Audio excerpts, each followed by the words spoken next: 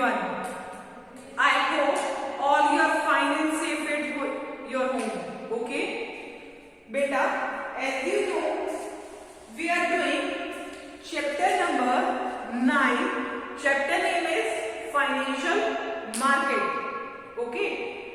We have already covered meaning of financial markets and objective and role of financial market. So, in our today's video, we will be discussing about the decision relating to financial market. Okay, let's start our today's class. Today's class, chapter number 9. Chapter name is Financial Market. Financial Management. Financial Management. Financial Management.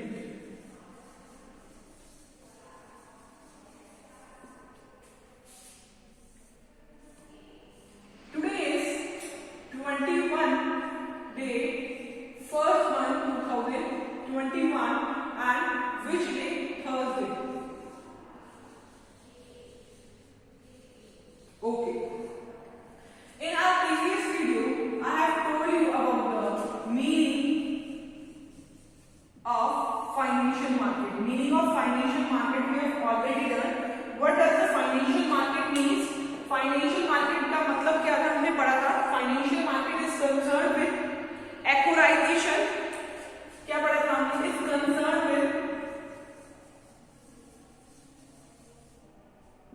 concerned with acquirization. Concerned with acquirization and allocation of fund. Acquirization and allocation of fund.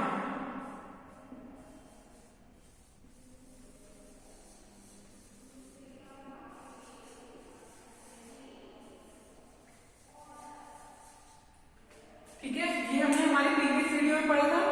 इसके through हमने एक और definition भी निकाली थी. Efficient utilisation, efficient acquisition of fund, efficient utilisation of fund, efficient distribution of surplus. ये तीन हमने पॉइंट पढ़े थे. इसमें हमने पढ़ लिया था कि हमें 3 डिसीजन लेने होते हैं. ठीक है, अब एक्वाइराइजेशन एंड एलोकेशन ऑफ फंड का मतलब हमें जो हमारे फंड्स है वह कहां से एक्वायर करें, मतलब कहां से अरेंज करें. अरेंज करने के बाद कहां पर अलोकेट करें, उसको कहां पर लगाएं कि हमारा अच्छा रिटर्न आए. ठीक है, जैसे कि आपको पता है फाइनेंशियल मैनेजमेंट का मतलब क्या होता है? Management of finance. मैनेज करना फाइनेंस को मैनेज करना, इस तरीके से मैनेज करना फाइनेंस को कि वो हमें रिटर्न अच्छा दे. ठीक है, क्लियर? हमें अच्छा रिटर्न मिले. क्लियर?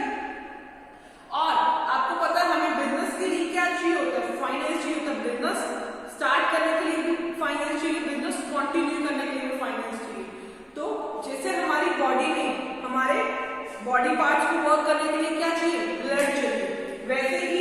वैसे ही बिजनेस के लिए फाइनेंस क्या है? ब्लड. ब्लड क्या है?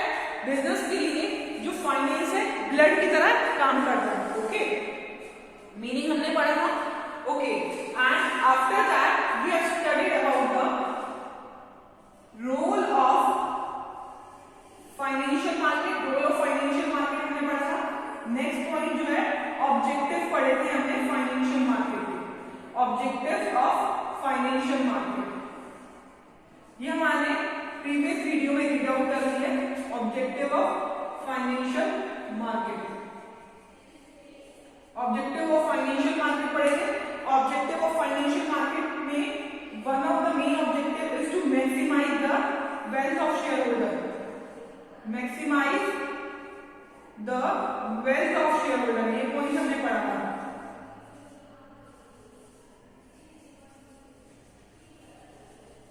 To maximise the wealth of shareholder is the one of the objective of financial management. अब मैक्सिमाइज, अगर हमें मैक्सिमाइज कर रहे हैं हमारी वेल्थ शेयर होल्डर की, इससे हमारे 3 ऑब्जेक्टिव्स कवर हो रहे थे. हमने देखे थे 3 ऑब्जेक्टिव्स हमारे क्या क्या कवर हो रहे थे. प्रॉफिट मैक्सिमाइजेशन, प्रॉफिट मैक्सिमाइजेशन, ये पॉइंट पढ़ा था हमने.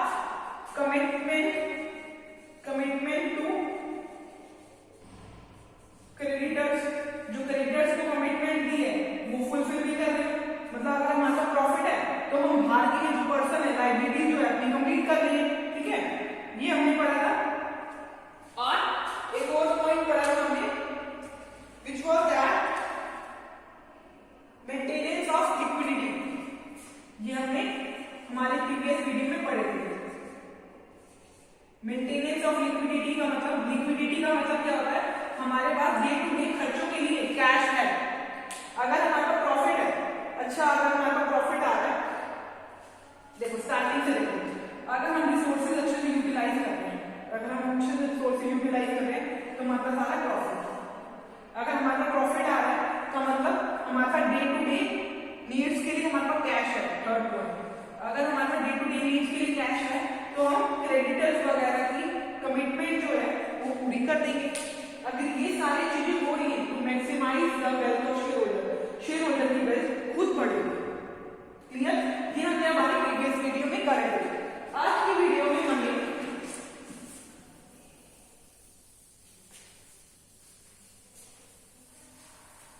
in our today's video I will be telling you about the decision. Three types of decision. Types of decision. Types of decision. Three types के decision होते हैं। Decision याद कैसे करोगे? IFD. IFD. Decision याद कैसे करोगे? IFD. IFD. I means investment decision. I means investment decision. I means investment decision. F means financing decision. D means dividend decision. D means dividend decision.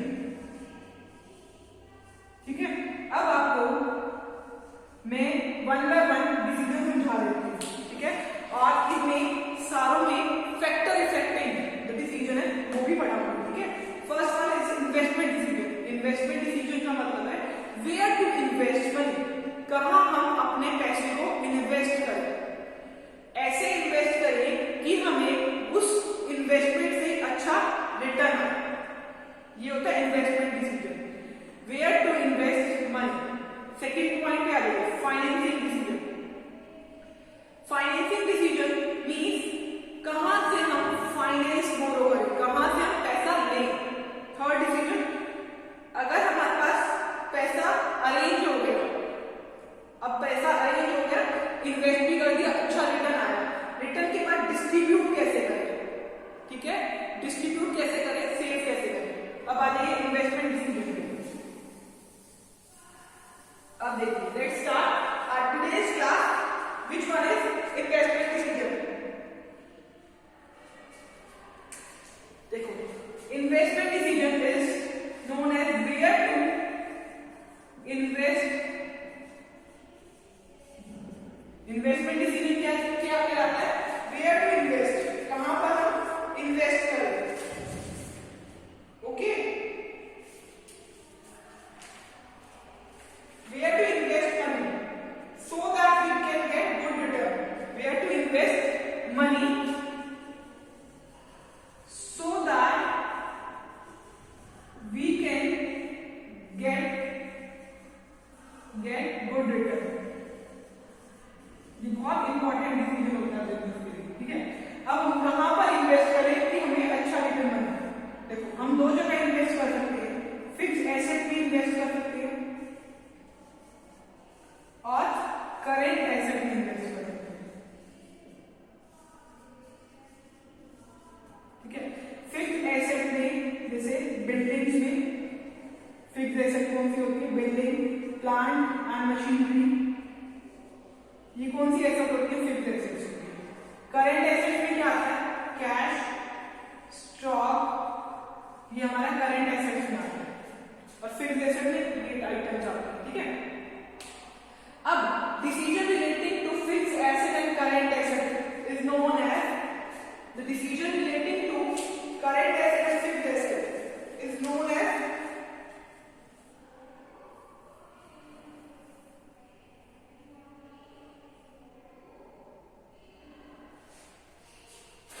Investment decision. Whenever the decision relating to fixed asset, जब हम decision relating to fixed asset लेते हैं तो उसको बोलते हैं capital budgeting decision. Capital budgeting decision. बहुत बार आपके पास 1 मार्क्स का क्वेश्चन आएगा, what does the capital budget capital budgeting decision. Capital budgeting decision refers to decision regarding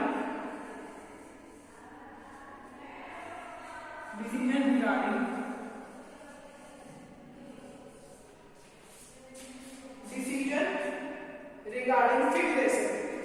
Decision regarding fixed asset.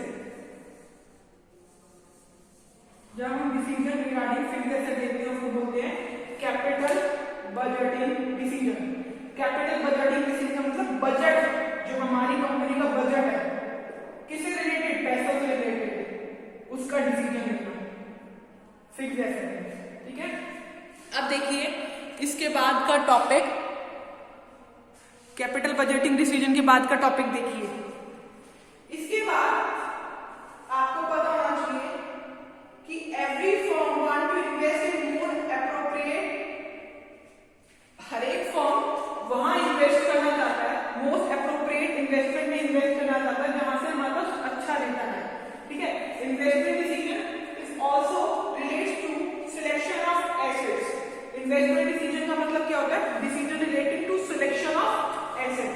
इसमें हमने क्या करा, सिलेक्शन ऑफ एसेट करना है. सिलेक्शन ऑफ एसेट्स यही होता है, मैंने बताया. Investment decision refers to carefully selection of asset. कौन सी एसेट में इन्वेस्ट करें, carefully selection of assets. Okay. Carefully selection of asset. अब देखिए, अब हम पढ़ने वाले हैं factors affecting investment in capital budgeting decision.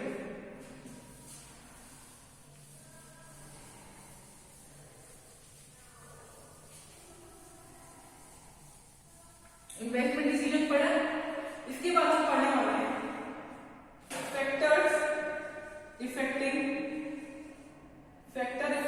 Capital budgeting decision. Investment decision,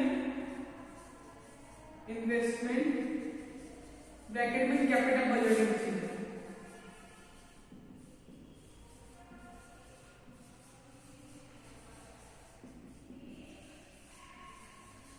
clear. अब देखिए कौन से फैक्टर्स माइंड में रखने पड़ते हैं हमें कैपिटल बजटिंग डिसीजन लेते हैं. देखिए first factor we should keep in mind while doing investment decision is cash flow position. Cash flow position, ये cash flow of the project. Cash flow of the project. देखिए cash flow of the project. Cash flow का मतलब पैसे का आना और जाना, coming और going of the cash. It mean cash flow. Cash flow of project, project में अगर हम पैसा लगा रहे हैं उससे कितना कैश फ्लो आ रहा है. इस लाइन का मतलब समझ आया. कैश फ्लो ऑफ प्रोजेक्ट से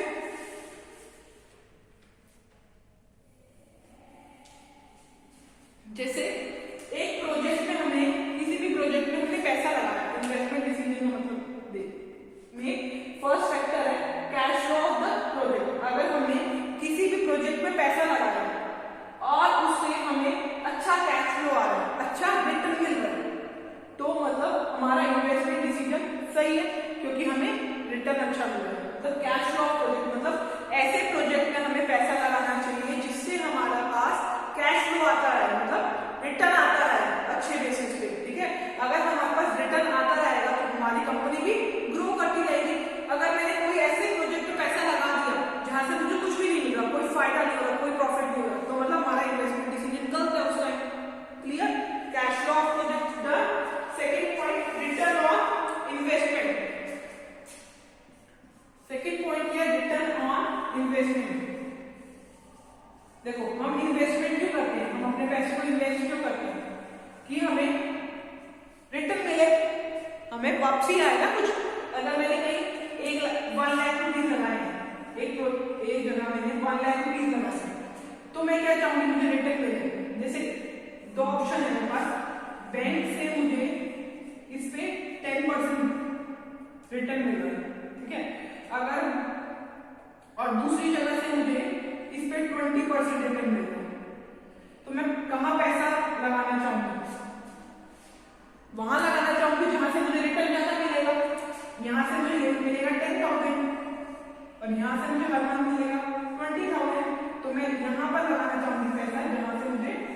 रिटर्न ज्यादा मिलेगा। मैं वहां पैसा अपना इन्वेस्ट करना चाहूंगी जहां मुझे रिटर्न ज्यादा मिलेगा, रिटर्न ऑन इन्वेस्टमेंट। ठीक है, थर्ड पॉइंट क्या है? Third point is risk involve. Third point is risk involve. अगर आपने अपनी 11th क्लास में पढ़ा तो ये पढ़ा होगा higher risk higher return, higher risk higher return, higher risk higher return. इसका मतलब अगर रिस्क ज्यादा होगा तो रिटर्न भी ज्यादा होगा, अगर मॉडरेट रिस्क होगा, मॉडरेट रिस्क होगा तो मॉडरेट रिटर्न होगा,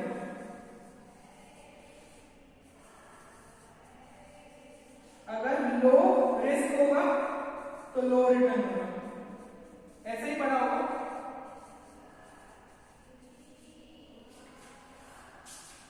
ये आपने पढ़ा है पहले, ग्रेटर द रिस्क, ये higher the risk higher the return, ये ग्रेटर द रिटर्न। अब मैं ऐसे में मैंने इन्वेस्ट करा जहां पर रिस्क ज्यादा है, मैंने ऐसी जगह इन्वेस्ट करा जहां बहुत रिस्क है और रिटर्न ज्यादा मिल रहा है। बट कंपनी को पता है कि मुझे इतना रिस्क है इस सिचुएशन में, पहले में इतना रिस्क है कि हो सकता है कि मुझे पैसे मेरे डूब जाए। क्या हो मेरा पहले में हायर रिस्क का मतलब इतना रिस्क है, रिस्क तो है पर इतना रिस्क है कि मेरे पैसे डूब जाए। तो क्या कोई कंपनी चाहेगी उसके पैसे डूब जाए हायर रिटर्न लेगी? नहीं। तो कंपनी कहां चली जाएगी? मॉडरेट रिस्क पे, कम ही रिस्क लेगी और कम ही रिटर्न लेना चाहिए। ठीक है, क्लियर बच्चा? फोर्थ पॉइंट क्या है? Investment criteria. Fourth point is investment criteria.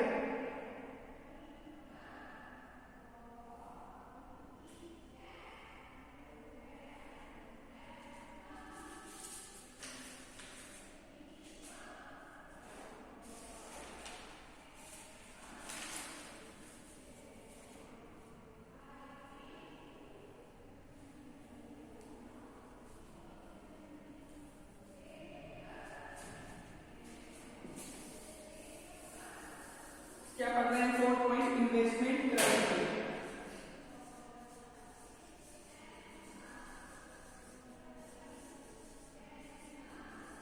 देखो, इन्वेस्टमेंट क्राइटेरिया का मतलब ये है कि हमें वो इन्वेस्टमेंट वो या उस जगह इन्वेस्ट करना चाहिए जहां पर हमें लेबर टाइम नहीं मिल जाए, वहां पर हमें रॉ मटेरियल टाइम नहीं मिल जाए। हमें इन्वेस्टमेंट करते टाइम कुछ फैक्टर्स माइंड में रखने पड़ते हैं, कुछ फैक्टर्स माइंड में रखने पड़ते हैं, जैसे अवेलेबिलिटी। कुछ फैक्टर हमें जो माइंड में रखने पड़ते हैं वो क्या होते हैं? अवेलेबिलिटी ऑफ लेबर, की लेबर अवेलेबल हो जाए हमें। ठीक है, हमें टेक्नोलॉजीज अवेलेबल हो जाए, इनपुट अवेलेबल हो जाए, मशीनरी अवेलेबल हो जाए, टेक्नोलॉजी अवेलेबल हो जाए, मशीनरी अवेलेबल हो जाए,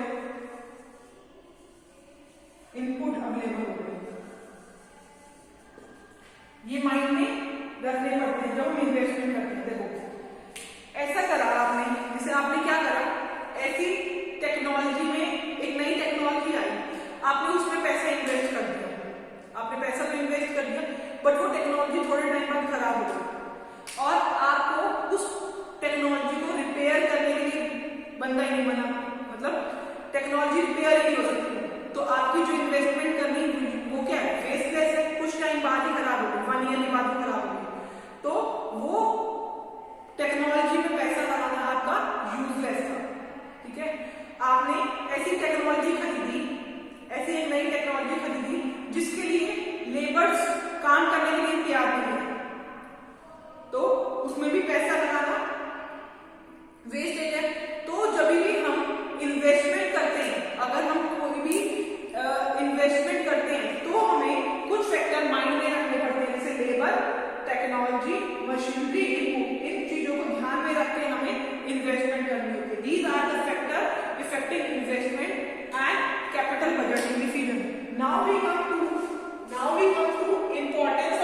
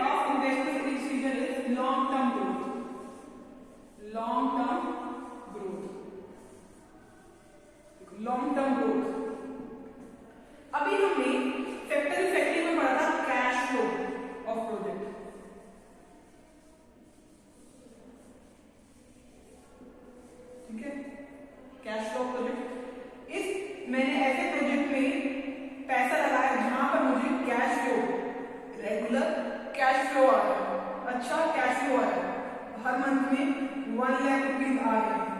मैंने इन्वेस्ट करे 80,000 रुपीज करेंगे, बट मुझे हर महीने उसकी जगह 1 लाख रुपीज आ रहे हैं उस जगह से, तो मेरा कैश फ्लो अच्छा है। इस कैश फ्लो अच्छा है मतलब मुझे रिटर्न अच्छा मिल रहा है। अगर मुझे रिटर्न अच्छा मिलेगा, ये इससे लिंक कर दो, अगर हमें रिटर्न अच्छा मिल रहा है मतलब लॉन्ग टर्म ग्रोथ, अगर मुझे रेगुलर इंटरवल पे रेगुलरिटी से हर मंथ अच्छा रिटर्न मिलता जा रहा है, तो मेरी कंपनी की ग्रोथ होगी, लॉन्ग टर्म ग्रोथ होगी। मेरी कंपनी की क्या होगी? लॉन्ग टर्म ग्रोथ होगी। फर्स्ट पॉइंट समझ आया? लॉन्ग टर्म ग्रोथ में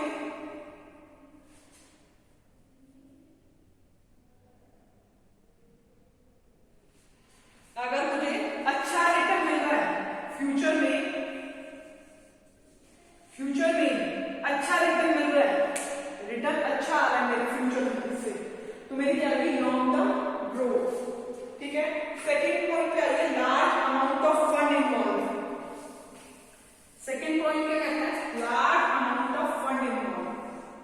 large amount of fund involve, large amount of fund involve. देखिए अब हम सेकेंड पॉइंट पे आएंगे, which is large amount of fund involve. अगर मुझे इन्वेस्टमेंट करनी है फिक्स एसेट पे, तो क्या मैं 10-20 रुपए लगा के छोड़ दूंगी, 10-20 हजार लगा के छोड़ दूंगी अपने उस पे? नहीं, large amount of fund involve, बहुत ज्यादा पैसा लगता है। अगर मुझे इन्वेस्टमेंट करनी है तो बहुत लार्ज अमाउंट की फंड चाहिए हमें, तो वो डिसीजन हमें बहुत केयरफुली लेना होता है, क्योंकि उसमें हमारे पास हमें ज्यादा पैसा चाहिए होता है, large amount of fund involve. ठीक है, क्या लिखोगे? In buying of fixed asset, buying of fixed asset, अगर हमें बाय करनी है फिक्स्ड एसेट, तो huge amount of buying of fixed asset, buying of fixed asset involve huge amount of fund,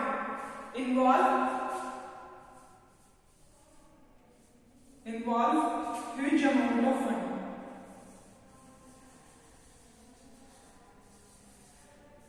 सो हमें ये डिसीजन बहुत केयरफुली लेना पड़ता है। अगर मैंने सही जगह सही फिक्स्ड एसेट में पैसा नहीं लगाया, तो मेरी बहुत बड़ी अमाउंट जो है वो खराब हो जाएगी। Okay, clear?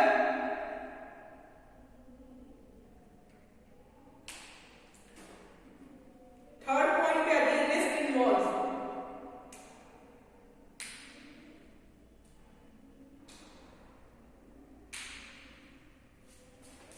थर्ड पॉइंट पे आइए, risk involve.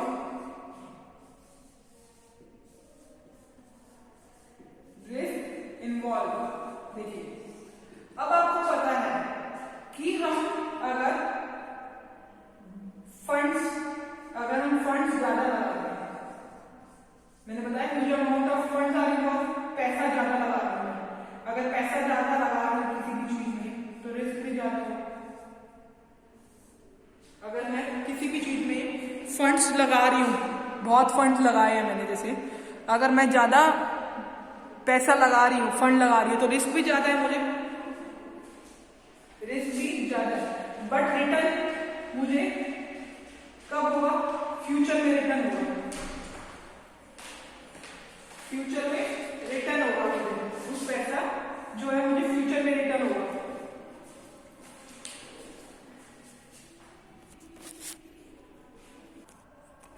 Then the company have to bear the risk।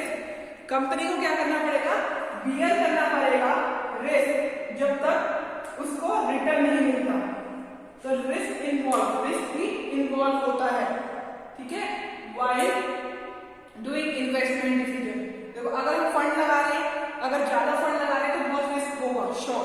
ठीक है, अगर रिस्क लगा रहे हैं, रिटर्न आपको पता है लॉन्ग रन में आता है, long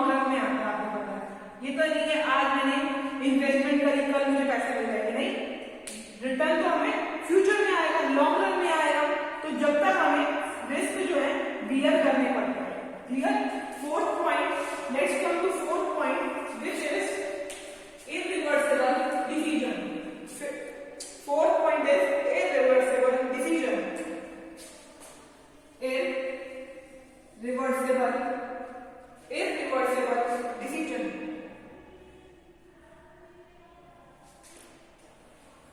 Irreversible decision. Irreversible decision. What does the irreversible decision mean? Irreversible decision का मतलब है एक बार मैंने